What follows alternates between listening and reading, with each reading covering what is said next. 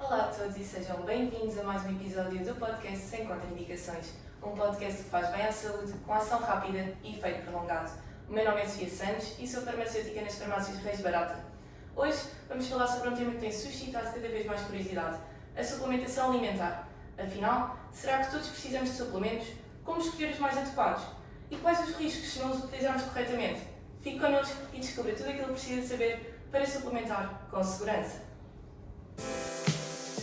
Sem Contraindicações, um podcast que faz bem à saúde, de ação rápida e efeito prolongado. Para nos esclarecer sobre este tema, temos uma convidada muito especial, a doutora Andreia Fernandes, diretora técnica da Farmácia Odivelas, farmacêutica comunitária há 19 anos e pós-graduada em suplementação e nutrição. Olá Andreia, bem-vinda, obrigada por estar aqui connosco. Tudo bem? Sim. Pronta para este podcast? Sempre. Muito bem. Eu acho que era interessante, para começarmos, contar-nos aqui a nós, aos nossos ouvintes, como é que surgiu este teu interesse pela suplementação?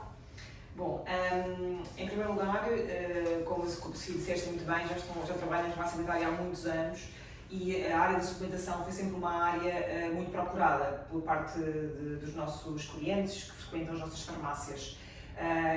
Portanto, devido ao facto de ser uma área também que não está legislada ou regulada da melhor maneira, é muito importante que nós, farmacêuticos, e visto que as pessoas nos procuram muitas vezes com aconselhamento, não é? para esta área, é muito importante nós estarmos esclarecidos e darmos o melhor aconselhamento e, portanto, daí o meu interesse nesta área e estudar um bocadinho mais esta área da suplementação. Boa. Então, e o que é um suplemento? O que é que difere entre um suplemento e um medicamento? O que é isto dos suplementos que tanto se fala? Sim, isso é uma questão muito pertinente e muito importante. Em primeiro lugar, é importante que as pessoas percebam que o suplemento é um alimento e é assim que ele deve ser visto. O suplemento é um alimento e, portanto, nada mais é do que isso. Portanto, e apenas serve para complementar, não é, um regime alimentar habitual já daquele indivíduo, daquela pessoa. Não pode, em momento algum, dizer ou alegar que previne uma doença, que trata uma doença ou que cura, não é? Ao passo que um medicamento sim, foi produzido, não é? Para tratar, para curar, para prevenir, além do que é sujeito a uma série de ensaios clínicos, a uma série tem que comprovar a eficácia nas suas diversas áreas, ao contrário dos suplementos. Portanto, será essa grande também diferença entre o medicamento e o suplemento. Pois, realmente não é a mesma coisa. Às vezes as pessoas até podem sentir que um substitui o outro. Não é necessariamente verdade e é preciso terem atenção realmente a esta parte aqui das alegações que o suplemento também pode então fazer. E qual é que é o papel do farmacêutico, neste caso, na escolha do suplemento adequado? Porque existe uma oferta enorme e é difícil também, por vezes, o próprio indivíduo perceber o que é o melhor para si. Sim, esta parte da suplementação é muito importante. Eu sou muito a favor, quando perguntam, és a favor da suplementação? Eu sou a favor da saúde. E eu acho que o suplementar pode fazer parte dessa jornada, no fundo, de saúde de cada um de nós e de cada indivíduo. E, portanto, o farmacêutico tem um papel muito importante, para já pelos conhecimentos que tem, não só na área do medicamento, mas também na área da suplementação, para também poder perceber para aquele indivíduo especificamente, tendo em conta as suas necessidades, não é? E isto depois também varia muito de indivíduo para indivíduo, qual será o suplemento mais indicado para aquela situação. Que para ti, Sofia, pode ser em algum momento da tua vida, para mim pode ser outro, portanto é muito importante. Não é só porque o amigo e a amiga também estão a tomar e eu vou tomar porque ele está a tomar e fez-me bem. Sim. Certo, pode fazer bem para aquela pessoa, para aquela situação específica. Portanto, é muito importante nós, nas farmácias, também tentarmos perceber, e acho que isso é o mais importante, que é o que é que leva aquela pessoa a querer uma suplementação. Porque muitas das vezes percebemos que não é nada daquilo que a pessoa quer e, portanto, às vezes vão com uma ideia errada e nós, com algumas perguntas, algumas questões, conseguimos perceber exatamente o que a pessoa quer e, às vezes, até mudar aquele mindset, aquelas ideias que as pessoas têm pré-concebidas para outro tipo de suplementação que poderá fazer mais sentido para aquela pessoa. Portanto, não é só escolher por escolher, não é só chegar a uma prateleira do supermercado e tirar um suplemento porque a amiga tomou e fez-lhe bem. Portanto, o farmacêutico tem um papel muito importante na parte do aconselhamento. Porque eu costumo dizer, nós somos todos muito iguais, mas ao mesmo tempo muito diferentes. Sim. E é interessante teres falado sobre também aqui a questão de a própria pessoa, consoante a fase da vida em que está, pode ter necessidades diferentes e é sempre importante haver aqui realmente um aconselhamento por parte do farmacêutico para que seja feito da melhor forma possível. Boa. existem grupos de risco em que a suplementação ainda se torna mais necessária, nomeadamente idosos, grávidas. Eu gostava que falasse um bocadinho deste tema e até, se possível, dar aqui alguns exemplos práticos de que suplementos é que podem beneficiar estes grupos. Bom, é assim, as grávidas, tendo em conta o seu estado fisiológico, não é? A própria gravidez, e exige aqui, ao nível não só de micronutrientes, mas também de macronutrientes, algum aporte adicional. Existem alguns micronutrientes críticos na grávida que são impossíveis, por melhor que a grávida se alimente, por melhor regime alimentar que ela tenha mais equilibrado possível, porque há grávidas que têm muito esse cuidado, nunca vão conseguir com a alimentação. E estamos a falar essencialmente do ferro, do ácido fólico e do iodo. São os 3 micronutrientes fundamentais na grávida e que têm que ser obrigatoriamente suplementados, portanto não dá só com a alimentação. Depois temos os idosos. Os idosos é um grupo particularmente interessante, porque eles, tendo em conta o próprio envelhecimento do corpo, não é, ao nível da absorção, vitaminas, minerais, portanto está comprometido, normal, portanto nós envelhecemos, e portanto é normal que o nosso corpo não tenha a capacidade de absorção quando tinha 20 anos, não é, perfeitamente normal. Portanto, desse grupo de risco especificamente e nos idosos, é muito importante suplementar principalmente vitaminas do complexo B, vitamina B12, B6, a vitamina D, o magnésio. Portanto, são alguns dos micronutrientes que são fundamentais e que normalmente há muita carência nos idosos. Os idosos têm aqui um outro.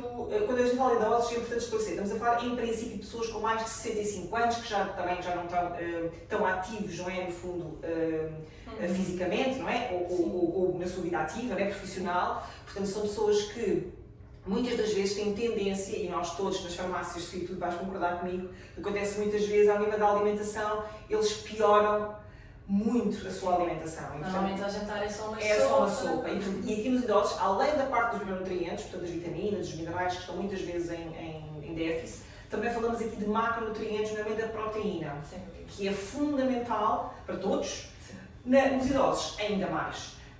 Porque assim, há uma tendência natural, não é, para nós perdermos massa muscular, tem a ver com o nosso corpo, não com o nosso envelhecimento, é normal. Agora, temos que arranjar aqui estratégias para colmatar isso. E se naturalmente nós já perdemos massa muscular e se naturalmente deixamos de comer proteína, pois, acaba não é? Aqui.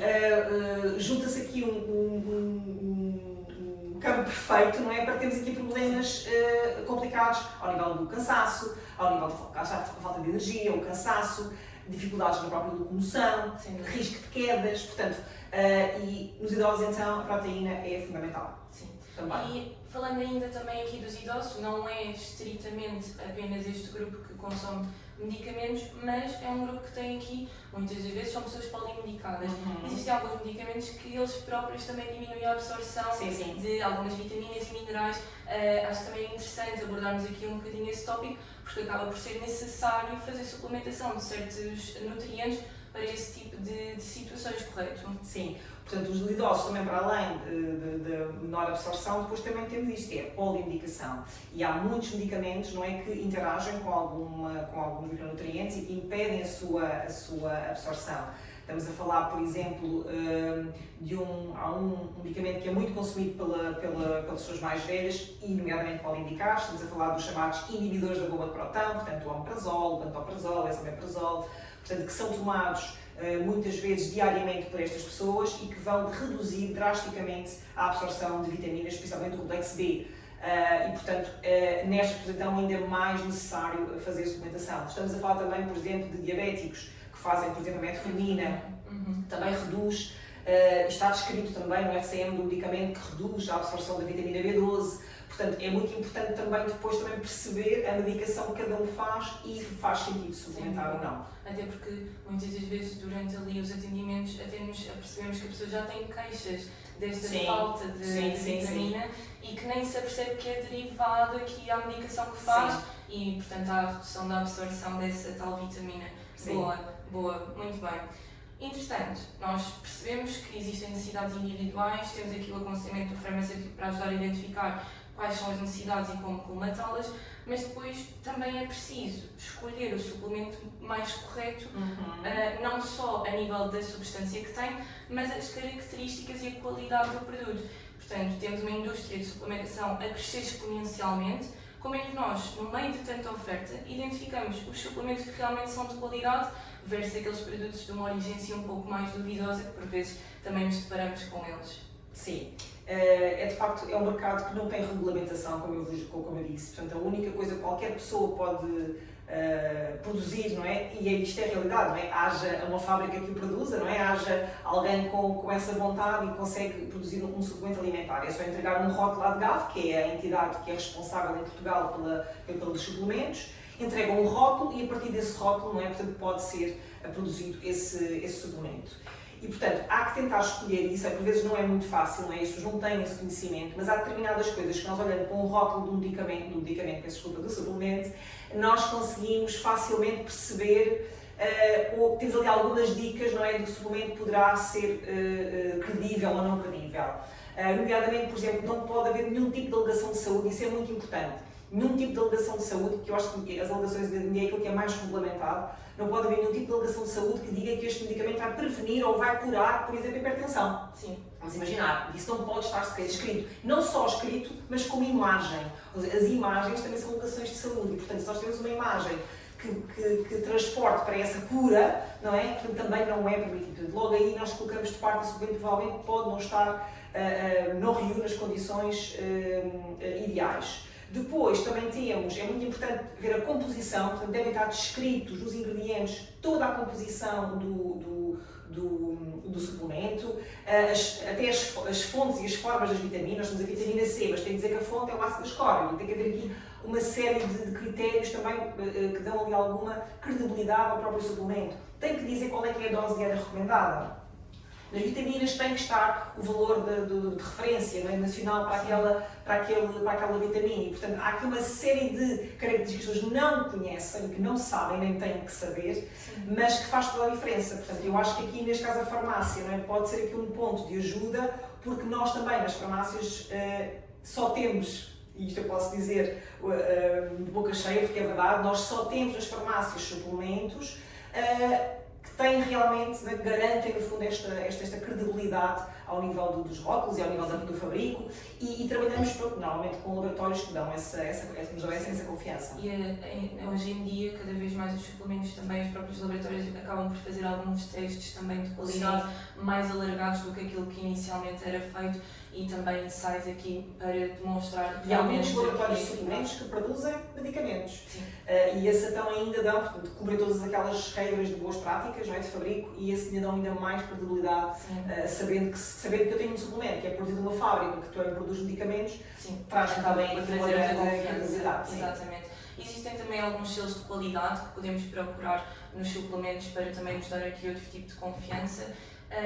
E acho que é isso, acho que é estarmos muito atentos ao rótulo e sempre que existir dúvidas, perguntar ao farmacêutico que acompanha a melhor forma de garantir que estamos a utilizar um produto que realmente nos vai trazer benefícios de saúde. Perfeito. Por falar nos benefícios de saúde, podemos tomar o suplemento, apenas aquele suplemento e tomá-lo corretamente, da forma como ele também nos indica para fazer, mas podemos muitas vezes até potenciar o efeito de um suplemento utilizando outros ou utilizando na hora X ou na hora Y. Isso também, a própria rotina da pessoa pode alterar aqui a forma como o suplemento pode atuar, não é? Sem dúvida nenhuma. Nós temos determinadas, por exemplo, as vitaminas chamadas lipossolúveis, não é? Vitamina A, vitamina D, vitamina E, vitamina K, são vitaminas lipossolúveis, precisam de gordura para serem absorvidas, portanto faz muito sentido tomar esse tipo de vitaminas com uma refeição, não é? Rica em gordura, de preferência saudável, não é? Estamos a falar do azeite, do abacate, os frutos secos, o oleaginoso, que tenham gordura que seja boa. Temos, por exemplo, o caso do ferro, por exemplo, que deve ser tomado em jejum, sempre que há aumentos de ferro, e que é uma carência, ao nível de Portugal, nós os portugueses temos muita carência de ferro, e portanto deve sempre ser tomado em jejum, com o estômago mais vazio possível, de preferência com um grande copo de água, e separar de leite, ou seja, afastar depois a toma de leite, chás, café ou outro tipo de laticínios, e de preferência até com o sumo de laranja, não é, com a vitamina C, porque a vitamina C potencia muito também a absorção do próprio ferro. Um outro suplemento que as pessoas fazem muito, e existe também em medicamento, que é o cálcio, é muito tomado, não é? Há muita procura de cálcio, muito toma de cálcio, e eu gostava aqui de falar do cálcio, uma situação muito interessante, que é as doses de cálcio não devem ser muito altas, quanto menor for a dose de cálcio, mais o cálcio consegue ser absorvido, porque isto também é muito importante. Às vezes doses muito elevadas, é como aquelas doses de carga de vitamina D, e há medicamentos com isso, não é? Doses de carga, mais de um terço daquilo não é absorvido, portanto, mais vale tomar doses menores diariamente do que doses muito altas. E o cálcio, por exemplo, é é muito importante tomar juntamente, e pode ser extremamente benéfico, com outros suplementos, nomeadamente a vitamina D, que também melhora a própria absorção do cálcio a nível do intestino, e outra vitamina muito importante que é a vitamina K, a K2. Porquê? Porque o cálcio, se estiver em excesso, por exemplo, no nosso organismo, não é? E se tomarmos diariamente mesmo medicamentos, que há medicamentos de cálcio, não é? Se estiver em excesso no nosso organismo, e se não tivermos esta vitamina K nas doses corretas que lhe permitam o cálcio ir para o sítio onde ele é importante, que é nos ossos, não é? Ou seja, garantir a mineralização óssea, o que vai acontecer é que esse cálcio vai se depositar, por exemplo, em outros órgãos, nomeadamente as artérias, e temos de calcificações. E, portanto, é muito importante, às vezes, há determinados suplementos ou medicamentos que fazem sentido juntamente com outras vitaminas para potenciar também a sua atuação. É isso mesmo, boa.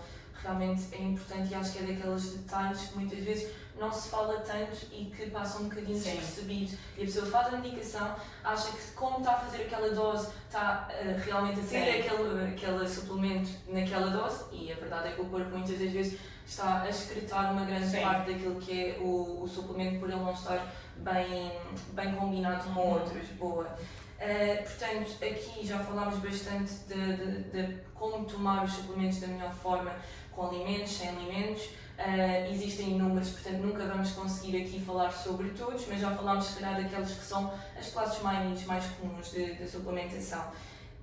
E depois temos de pensar também que estamos a fazer o suplemento, muito bem, mas a nossa alimentação e o nosso estilo de vida têm um peso gigante, porque nós não podemos substituir uma alimentação equilibrada por muitos suplementos que nós tomemos, não é? Isso nunca vai ser a forma mais correta de procurar saúde. Sim. Como eu disse inicialmente, eu sou muito a favor das pessoas terem saúde e, portanto, a saúde consegue-se com estilos de vida. E o estilo de vida pode passar por suplementação, mas é apenas um complemento. Portanto, é muito importante que hoje em dia a população, de uma forma geral, e nos países industrializados principalmente, tem uma alimentação extremamente monótona. E, portanto, além de se comer imensa alimentação, muitos alimentos processados, com um potencial inflamatório muito grande, também é muito monótona. E as pessoas hoje em dia acham que se alimentam, e há pessoas que partilham isto connosco na farmácia, eu como muito saudável, eu como sempre salada, eu como sempre sopa, certo, mas não deixa de ser monótono.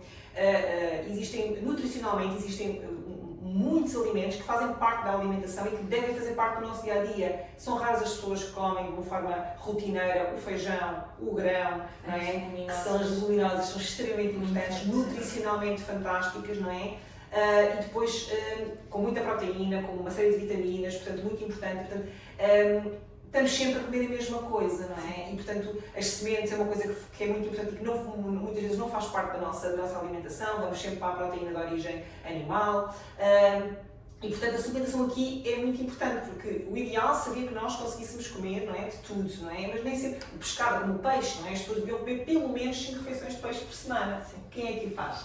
Não é ninguém. Até porque muitas vezes não é tão acessível, não é? Sim, e portanto, o que é que acontece? Os nossos níveis de ômega 3, por exemplo, vêm por aí abaixo. E, portanto, é fazer uma suplementação inteligente, que faça sentido. Portanto, se a pessoa não consegue, o ideal seria comer as 5 porções de peixe por semana, por exemplo. Não consegue fazê-lo. Se calhar essa pessoa precisa de fazer um ômega 3, não é? Porque vai ajudar a colmatar esta falta, no fundo, deste alimento. E, portanto, tudo isto é muito importante ser equilibrado. E, portanto, por que não suplementar, estilos de vida saudáveis, exercício físico, portanto, tudo junto, sem dúvida nenhuma, que é muito importante. É o ideal. Tudo junto é o ideal, sem dúvida. Muito bem. Falaste ainda há pouco num tema que eu não toquei na altura, que estava aqui a guardar mais para a frente. Falaste das calcificações, no caso da acumulação do cálcio, quando ele não é transportado da forma correta para os ossos. Existem, de facto, alguns suplementos que doses acima daquilo que é recomendado podem ter vários malefícios para a saúde.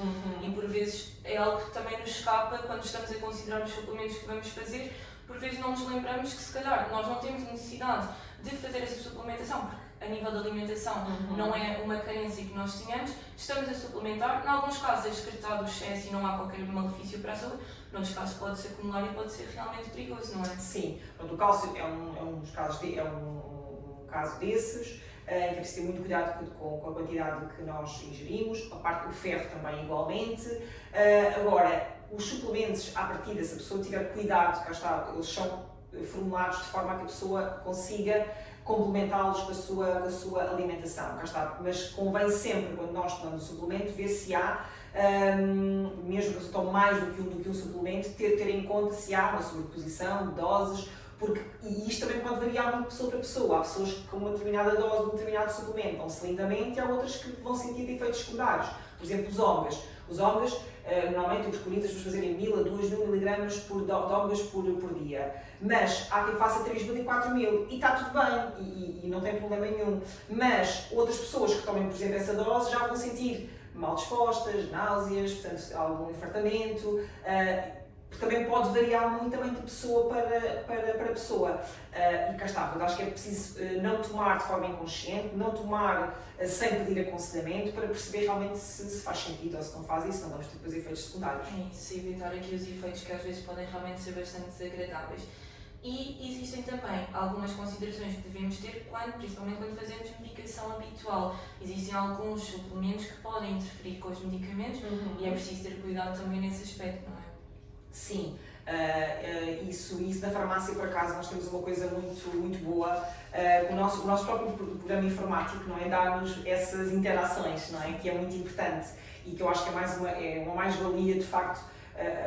Nas farmácias temos essa ferramenta que nos pode apoiar e que, de facto, quando nós juntamos em venda, digamos assim, uma série de medicamentos mais os suplementos, aquilo dá logo se há interação ou se não há interação e nós conseguimos ter acesso a essa informação que é muito importante. O próprio sistema informático diz-me com que medicamentos é que aquele suplemento vai interagir. Mas há medicamentos que são tomados por muitas pessoas, por exemplo, os antidepressivos. Hoje em dia há muita gente a tomar antidepressivos, não é? Os antidepressivos, por exemplo, é preciso ter muito cuidado para quem toma, não pode tomar concomitantemente um suplemento que tenha, por exemplo, o 5-HTP, ou o triptofano, ou mesmo uma erva, uma coisa natural, que é a erva de São João, o trincão, pode potenciar a ação do antidepressivo e provocar aqui um excesso de serotonina, por exemplo, em circulação, que pode ser prejudicial. Nós temos, por exemplo, também o caso de quem faz antiagregantes lactários, o clopidogrel, as aspirinas, até a própria varfarina, já cada vez menos pessoas a fazer varfarina.